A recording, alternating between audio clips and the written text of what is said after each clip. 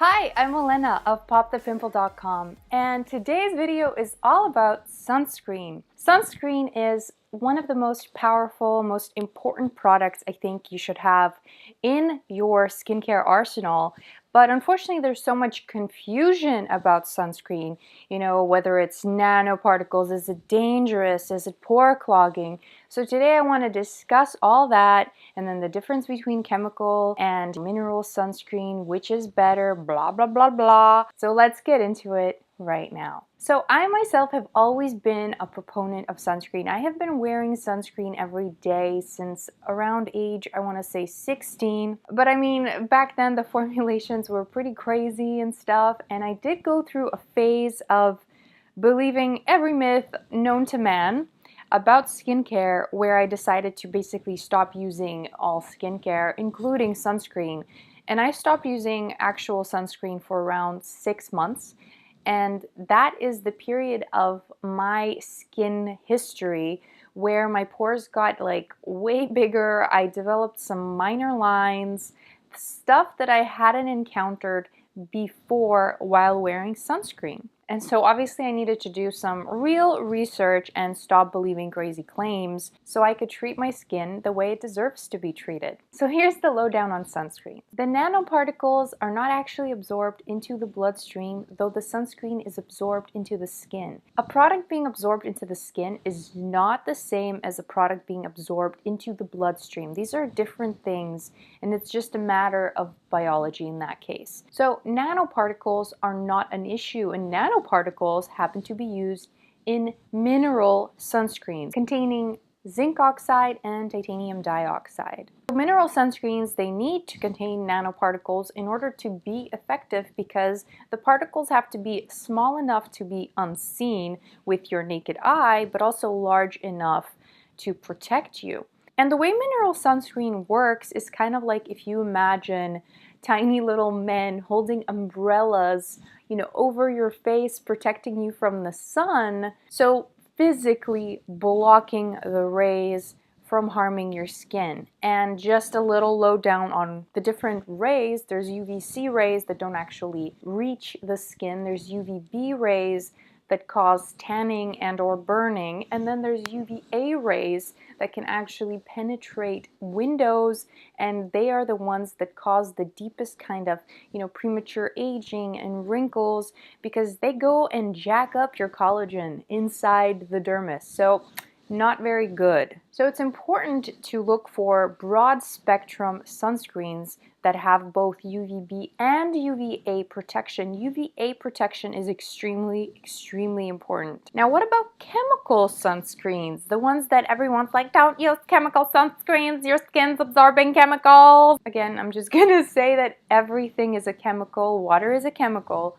And we have to speak precisely about these things, because if we don't speak precisely about these things, this is how myths and confusion happen. And then, the more confusion there is, the less people know what they're doing, the more mistakes are made, and the longer it takes to get clear skin. So within the chemical sunscreens, there's about 30 different chemical sunscreen ingredients. So in mineral sunscreen, there's the two, titanium dioxide and zinc oxide, whereas in chemical sunscreen, there's 30 different kinds. A lot of them are actually quite safe, and unlike mineral sunscreen, they're better for like thinner formulas, more fluid formulas, waterproof formulas, because when they get wet, they don't turn white the way mineral sunscreen does. So that's a bit of a distinction. There are a few chemical sunscreen ingredients that can cause things like allergies in people with hypersensitive skin. And then there are some chemical sunscreen ingredients that can cause some hormone disruption, and those are the chemical sunscreen ingredients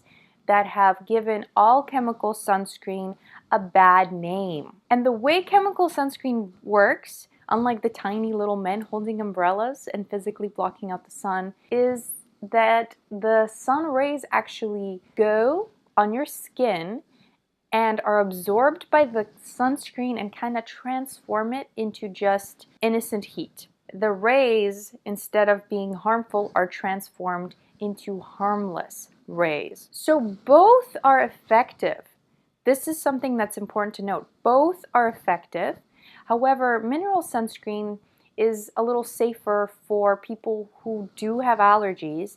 But personally, I have found my favorite sunscreens contain chemical sunscreen ingredients because this allows them to have lighter textures and be less pore clogging. I'm not here to tell you though which sunscreen you should choose, mineral or chemical, because it's totally irrelevant as long as you wear sunscreen every single day. I am wearing sunscreen right now even though I am sitting in my living room at home because I've mentioned that UVA rays come in through the glass, and it's super important to wear sunscreen because a lot of people that don't, begin to look 25 when they're 18 and 30 when they're 25 and then 40 when they're 30, and really the sun damage catches up with you.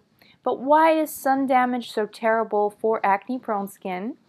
Well, think about it. Strong, resilient skin is strong. So if you imagine your pore like a cylinder, the stronger your skin, the straighter the cylinder. The weaker and saggier your skin, the wonkier your cylinder. Which cylinder do you think is more likely to clog? A strong cylinder or a wonky cylinder? I think the answer is clear. And this is why ever since I reintroduced a sunscreen into my skincare routine, my skin drastically improved and it just keeps getting better. Somebody recently asked me on my Pop the Pimple Facebook page whether or not sunscreen makes a difference even though everything else is working in her skincare routine. And my answer was that not wearing sunscreen is like putting a pause button on your healing. So if you are healing from acne and you still have some scars and redness, hyperpigmentation happening, and you're not wearing sunscreen,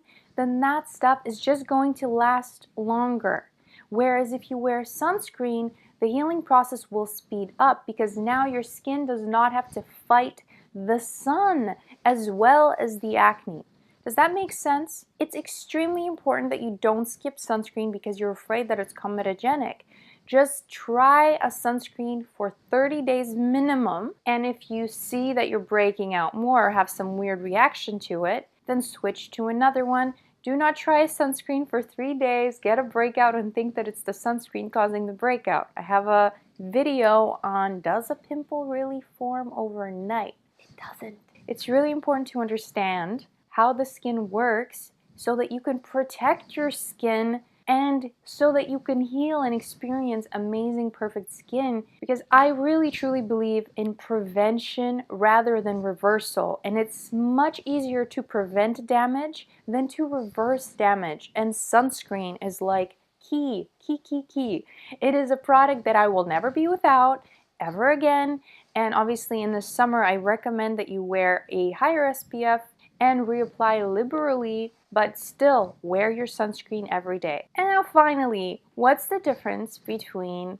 a sunscreen and a moisturizer with SPF? There are a few differences actually. The first of which is that sunscreens are tested for water resistance, but whereas makeup is sometimes but not always. And so you want a sunscreen that is water resistant for some time. That's a really good thing in case you're swimming. But another thing to note is that some makeup just contains SPF and doesn't mention anything about UVA protection, because SPF protects you from UVB rays, just tanning and burning, which isn't that damaging compared to UVA rays. It's important that if you are using a moisturizer with SPF in it, you go minimum SPF 30. I don't believe in 15 or 20. Go for SPF 30 and also look for broad spectrum protection mentioning UVA. A lot of sunscreens nowadays even contain like pollution protection, which I love. My personal favorite brands for sunscreen currently are Bioderma, of course. At this point, I should be sponsored by them. Bioderma, call me. And also, Paula's Choice has a great variety of sunscreens from mineral to chemical, whatever your whim you can try those out. Again, I don't want to tell you use this sunscreen or that sunscreen as long as you use a sunscreen. But there are ingredients that you should definitely avoid. And here's the list of them. The number one ingredient you have to avoid is Oxybenzone. That one is like a proven terrible ingredient that nobody should put on their skin. If you have super sensitive skin that, you know, maybe is prone to like allergic reactions and things, then you should avoid octinoxate. However, I have used it, I believe, in some of my chemical sunscreens, synthetic sunscreens, and I have had no reactions at all. Like, my skin loves them. So it's not like a totally terrible ingredient. It's just that for some people, it can be sensitizing, but not all people. And if you're one of the people that isn't, you know, that sensitive to this ingredient, then you can totally wear it, because any sunscreen is a good sunscreen except DIY sunscreens. I have a whole video on DIY sunscreens because, I'm just gonna shake my head. And also try to avoid retinol palmiate, which is a vitamin A derivative, which, you know, retinol is also a vitamin A derivative, but you don't need that in a sunscreen because it's going to photosensitize your skin to the sun. This is not a good thing. So that's just kind of like a fancy ingredient that might be used in probably anti-aging sunscreens, you know, sunscreens for aging skin, but you don't need that. You just need the sunscreen to protect. Other ingredients you should avoid is fragrance, mineral oil, any really oils, especially like citrus oils, essential oils, because they are highly sensitizing. I mean, you should avoid them in all your skincare, but especially in your sunscreen. So I look for oil-free formulas of my sunscreen. I mean, I look for oil-free formulas for all my skincare. If you know anything about me, I'm like, oils, not here, maybe here. Maybe here, not above here. The formulation of the sunscreen, whether it is a cream or spray or whatnot, is also important, because that is how you actually ingest the ingredients. If you spray a sunscreen, it's more likely for you to breathe in that sunscreen. Also, powder sunscreens, they're not that effective. My mineral powder does contain SPF 20, but I still wear an actual SPF 30 sunscreen in a cream formulation or fluid formulation underneath, so that I definitely know I'm protected. And then later I apply my makeup normally. I always have a sunscreen makeup base, and it makes for a great primer. My makeup lasts all day, even though I wear very little makeup, but my powder lasts all day. So I think I covered it all. I mean, to recap, whether you choose a chemical or mineral sunscreen, it doesn't matter, as long as you wear sunscreen every day and look for broad spectrum UVB and UVA protection. There's also extras like pollution protection, which are cool. Any extra protection, yeah. Also avoid things like synthetic fragrance and oils and oxybenzone in your sunscreen, and just test them out. Don't be afraid. Sunscreen is like speeding up healing of your skin, because if your skin is assaulted by the sun, it is not going to be properly healing. It will just be getting weaker and weaker and weaker and more acne prone. So it's very important. Did I mention this? It's very important that you wear sunscreen every God-given day, okay? If you enjoyed this video, please give me a thumbs up. Subscribe to this channel for more videos like this one. If you have any questions, write them below, because I can turn that question into a video answering that question for everybody. And if you want to get clear skin, I also suggest you pop over to popthepimple.com/28 and sign up for my 28 days of clear skin amazing video series, where people have literally transformed their skin, and one person has gotten rid of her cysts for the first time in her life just following my 28 days of clear skin. I can't stress how amazing this video series is enough. Again, popthepimple.com/28. Sign up, get every single hack in your inbox. My 28 best hacks for clear skin. I will talk to you soon. Thank you so much for watching.